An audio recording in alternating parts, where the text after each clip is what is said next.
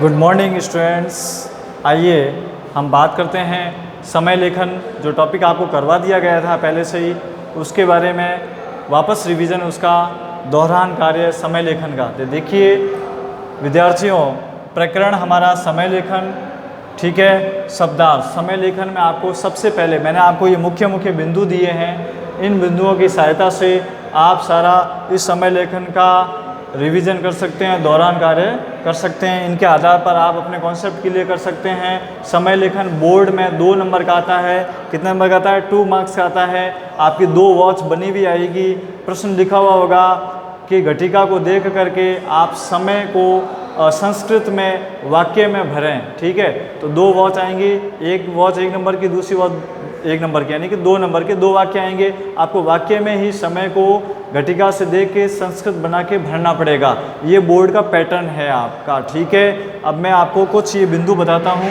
इन बिंदुओं की सहायता से आपका समय लेखन का रिवीजन हो जाएगा। सबसे पहले आपको मैंने शब्दार्थ करवाए थे, वो आपको शब्दार्थ रेडी होने चाहिए। यानी कि सपाद यानी सवा, और सार्ध यानी साढ़े, पादोन यानी पौने, ठीक है विद्यार्थियों। तो यहाँ पे ये शब्दार्थ कला यानी मिनट, पलम यानी मिनट, ठीक है, वादने यानी बजे। इस तरह से आपको शब्दार्थ रेडी करने पड़ेंगे, ठीक है। उसके बाद दूसरा पॉइंट है 1 से 12 बजे तक का समय में समय, यानी कि आपका जो है 1 से 12 बजे तक का जो है संस्कृत में समय आपको रेडी होगा।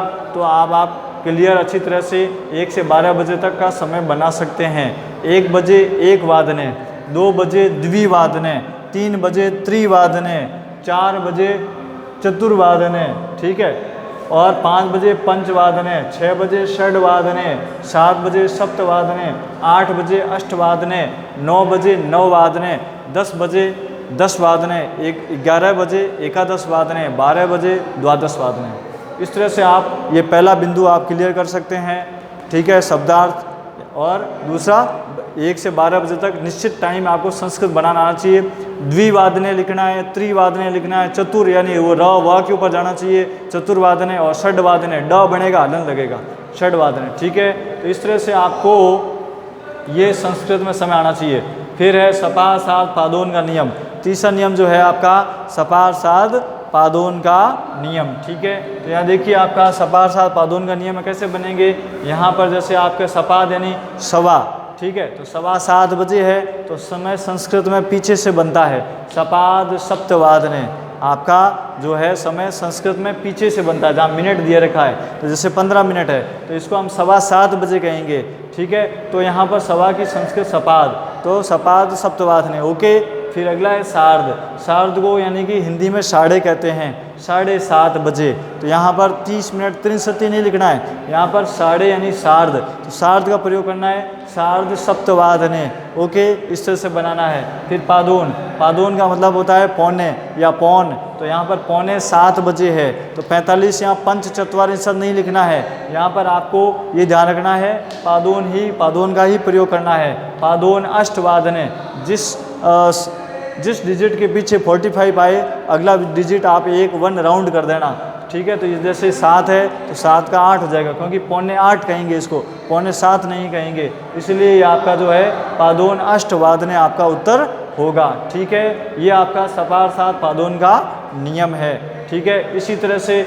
हम यहाँ पे एक संख्या बनाते हैं। किसकी बनाते हैं? इसी की बनाते हैं। जैसे सपाद है, सवा, सार्ध, पादोन, तो इसके हम बनाते हैं यहाँ पर इस जगह पे। देखिए अगर आपका आ गया 1:45, तब आप क्या बनाएंगे? तो देखो इसको क्या बोलेंगे? 1:45 बजे बोलेंगे, 1:45 नहीं बोलेंगे, तो इसको बोलेंगे 1:45 बजे। पौने की संस्कृत क्या होती है? पादोन, तो पादोन लगाओ। और 2 बजे है, तो द्विवादने, बजे को क्या कहते हैं? वादने, तो ये ध्यान रखें। तो ये आपका हो गया पादोन द्विवादने, ठीक है। तो इस तरह से आपका ये संस्कृत ये बन गई 1:45 बजे की, ठीक है। तो इस तरह से आप ये ध्यान रखें, कुछ ही नियम इनका ध्यान रखें, क्योंकि यहाँ पर 1:45 है, 1:45 नहीं बनाना है। बजे आपका है तो वादने, अगर आपका सेंटेंस वादने दिया हुआ है तो डबल बार वादने नहीं लिखना है, एक बार ही वादने आएगा। अगर वादने नहीं लिखा है तो आपको पूरा भरना पड़ेगा उत्तर। ये समय संस्कृत में बना के वाक्य में पूरा भर के वाक्य वापस लिखेंगे। ठीक है, इस तरह से आगे चलते हैं। अगला है चौथा नियम, पहला हो गया, दूसरा हो गया, तीसरा हो गया, चौथा कलोत्तर का नियम।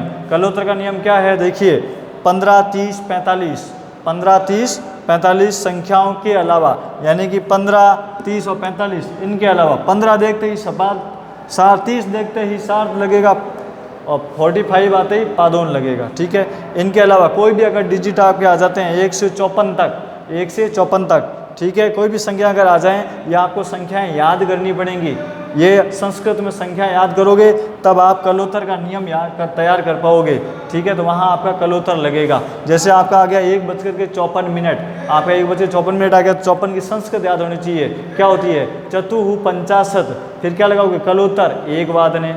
अगर आपके आ गया 8:54, चतुः 50 कलोत्तर अष्टवादने। अगर आपका आ गया 9:54, चतुः 50 कलोत्तर 9 वादने। अगर आपका आ गया 10:54, चतुः 50 कलोत्तर 10 वादने। इस तरह से ध्यान रखें।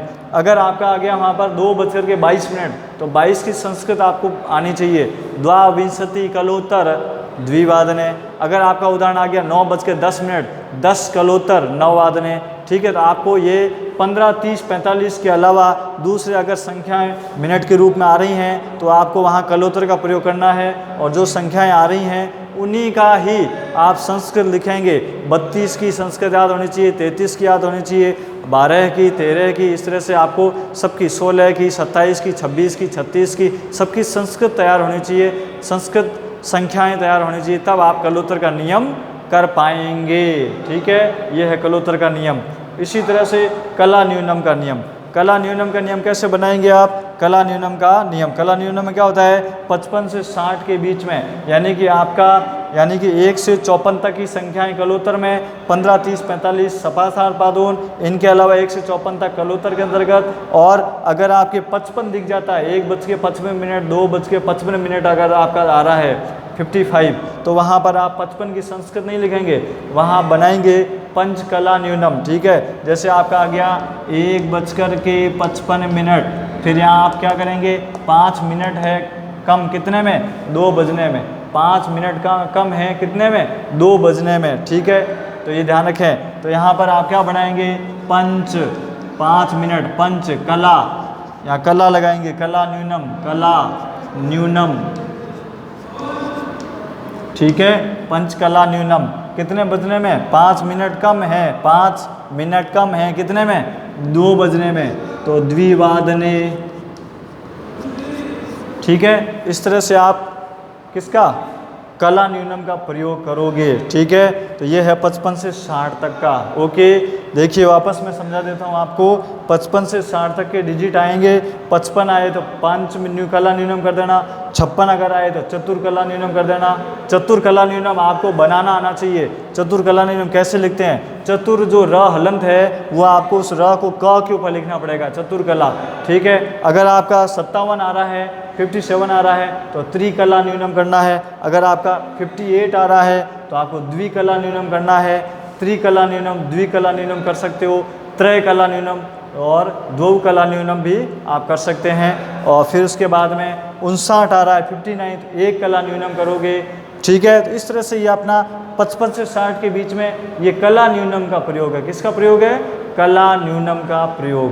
तो मैंने आपको समय लेखन से संबंधित ये शब्दार्थ और एग्जैक्ट टाइम 1 से 12 बजे तक, सपासार पादोन का नियम, कलोत्तर का नियम, कला न्यूनम का नियम, ये मैंने बिंदु एक संक्षिप्त रूप से समझा दिए हैं, वापस आपको रिवीजन करवा दिया है। आप समय लेखन में कहीं भी गलती नहीं करें। विसर्ग हलंत का बहुत अवश्य ध्यान रखें। कहीं भी विसर्ग हलंत की अगर गलती हो गई तो आपके मार्क्स कट हो जाएंगे, क्योंकि 2 नंबर का टॉपिक है और सिंपल टॉपिक है, ये 2 नंबर नहीं जाने चाहिए। इसी तरह से आपको मैंने श्लोक कहा था, मैंने श्लोक आपके 6 श्लोक मैंने भेजे, उनमें से कोई भी आप 4 याद कर लीजिए। कुछ तो आपने 9th में 3-4 याद कर ही लिए हैं, 3 कर लिए हैं, एक और कर लीजिए। 4 उनको लिख के तैयार करो, अच्छी सी प्रैक्टिस कीजिए, तो कोई इसमें दिक्कत की बात नहीं है। तो 3 नंबर वो श्लोक वाले रेडी हो जाएंगे, 2 नंबर समय लेखन वाले रेडी हो जाएंगे। इस तरह से आपके 5 नंबर तो कम से कम क्लियर होंगे। तो आप इनको बार बार प्रैक्टिस करते रहें, अच्छे से इनको तैयार करते रहें। ये सारे नियम हैं, अच्छे से इनको पढ़ लीजिए और इनको देख लीजिए। मैंने आपको उदाहरण बना के बताया, एक ही कला नियम का बता के बताया,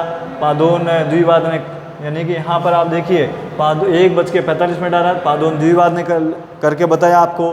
फिर आप अगर आपका कलोत्तर का आता है कोई भी तो आप कलोत्तर लगाएं, ठीक है। जैसे आपका 1:21 आया तो क्या बढ़ाएंगे, तो 21 की पहले बढ़ाओ, 1:20, फिर कलोत्तर लगाओ, फिर 1 वादने लगेगा, ठीक है। मिनट जो पीछे होगा ना वो पहले बढ़ेगा, ये ध्यान रखना, ठीक है। उसके बाद कलोत्तर का प्रयोग होगा।